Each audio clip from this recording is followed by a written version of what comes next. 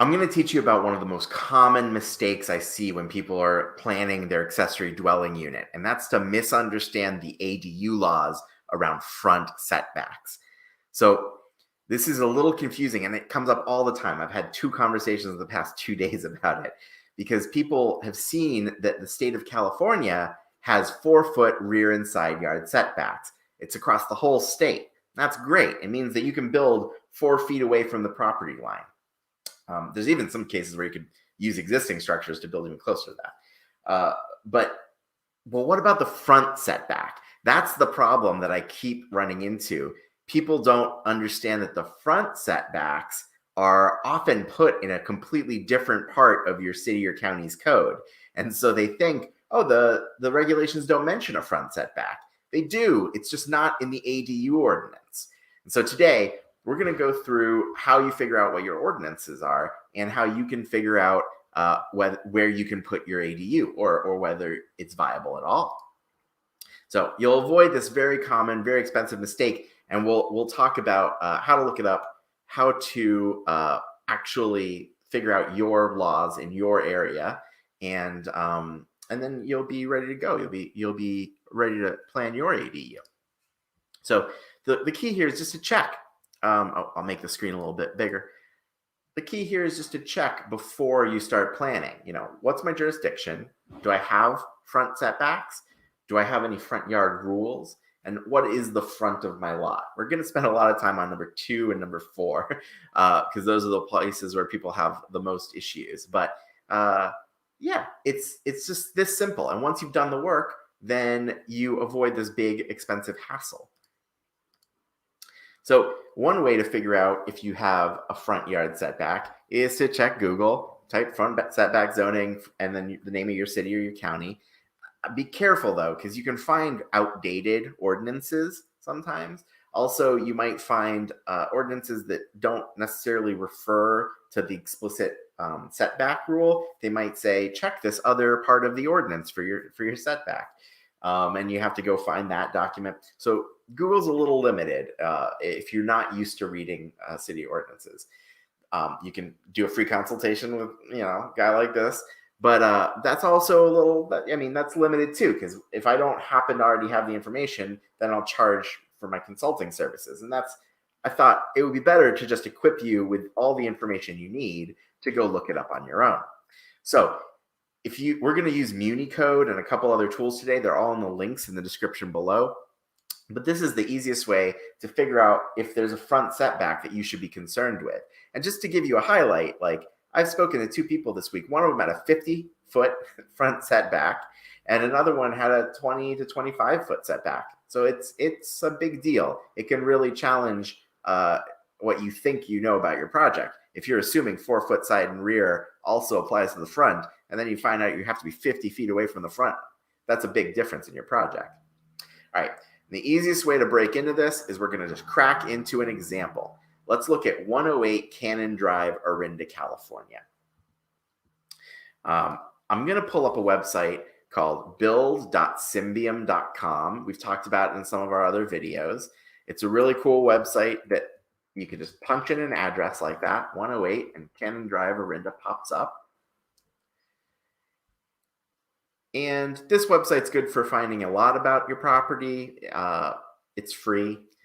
So, for example, we're in a very high fire hazard severity zone, which might have some implications, and we should look into that too. But today, I'm here for front yard setbacks. And what it does is very helpful. It tells you your city's planning website. And that's my shortcut way to say, okay, my jurisdiction's Orinda, which you could have told because Orinda is the city name, but sometimes that doesn't line up. So we're in Orinda, right? Next, we're going to go to MuniCode. And let's see, where's my link? We're going to go to a website called MuniCode. And the link is in the description below, but it's library.municode.com/CA for California. And this website has some limits too, like the terms and conditions explicitly say that the website might be out of date. You got to go make sure that this matches your local jurisdiction's up-to-date regulations and ordinances. But at the same time, this is a really easy resource to kind of explain to people So I'm using it for today's demo. This is not specific legal advice about your situation. It is general advice, and you should always trust your planning department as the final say, right? All right, so we've gone to Orinda, and we're in Orinda's code, and we can use this search bar to just type front setback. Let's see what happens. And it searches all of that municipal code, and sure enough, here's a bunch of different code about the front setbacks and setbacks. If you skim through here, you'll eventually find something about development regulations or zoning. I happen to know that this is what I'm looking for. So we'll click on that. You might have to skim through a few of these. All right. And what we've got is this little table. So you see, it doesn't talk about accessory dwelling units. This is not the ADU ordinance. This is just the residential development standards, which apply to all residential lots, all the structures, not just the ADUs. And what you see is you've got a front yard setback and all these different zoning districts. So now, depending on what zoning district I'm in, I see there's a 15 to 25 foot setback. Next step then is to figure out my zoning district. If you go to the city website, usually there'll be some kind of zoning map. You can Google Orinda zoning map and you can find it that way. I already have the link set aside from the City of Orinda website, so I will open it up now.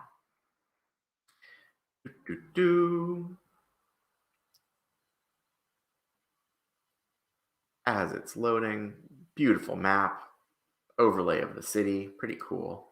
Now let's type in 108 Cannon. Auto populates, boom. I just picked this address because well, you'll see why. But here you go. It's a parcel map. We're on 108 Cannon Drive. We can open this up a little. Now, hold on. Earlier, when I did this, it was showing me all the information I needed. And now, of course, there we go. So you have to click on the actual parcel. And what you have here is the APN, that's the parcel number, the address, the lot size, some cool stuff, right? But we need more information. They've hidden it in this little play arrow. What we're looking for is the zoning. Residential low density, 20,000 square feet, RL20. Go back to the Muni code, RL20 right here. And there you go, 25 foot front yard setback. Now, the side yard setback is 15 feet. That's overridden by the ADU code in the state law. But the front yard setback is not overridden. So that's your front yard setback for this one lot in Orinda.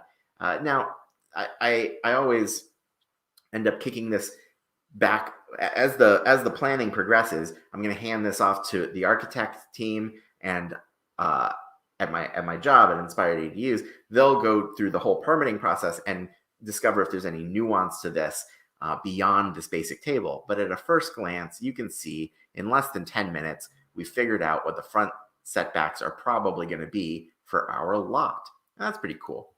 Now, the one other thing I would say that's interesting about this lot is look at some of the neighboring properties. One of the other questions I said you got to figure out is, what is the front of my lot? Here, it's pretty straightforward, right? I picked one where it's pretty easy. But some of these, like this is a corner lot, right? Which frontage is the front? What about one of these guys? Oh, here's an interesting, this triangle lot. So how's it going to define the front? The front is still pretty obvious, but how do you, what's the rear?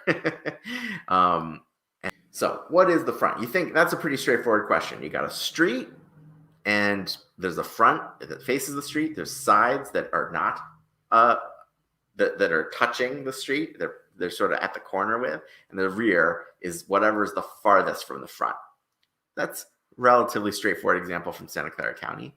But actually, what you get in city planning world is crazy things. Corner lots are pretty straightforward. Flag lots, where there's this like little narrow arm where they cut usually a really deep property into two pieces, and it's just got like a driveway going to the road. And in this diagram, the front is still relatively intuitive, but sometimes they spin it around at the planner level. You've got a little triangle lot like the one we were looking at, where there's a rear setback radius, and that's different than a rear setback line. You've got exterior side bisect radii, and then whatever this is, I don't know, like a little peninsula property where it's all sides and this is the front, that kind of thing. And the funny thing is that the definitions vary by jurisdiction. So again, you're going to want to go into the Muni code. If you're a corner lot, you want to look up corner lot. If not, you want to figure out determination. And if all else fails, you can always talk to the planning department, right? And they'll hopefully help you out. If you want to watch more videos about common ADU mistakes, check this out. If you want a better understanding of ADU law, check this out. And thank you for watching.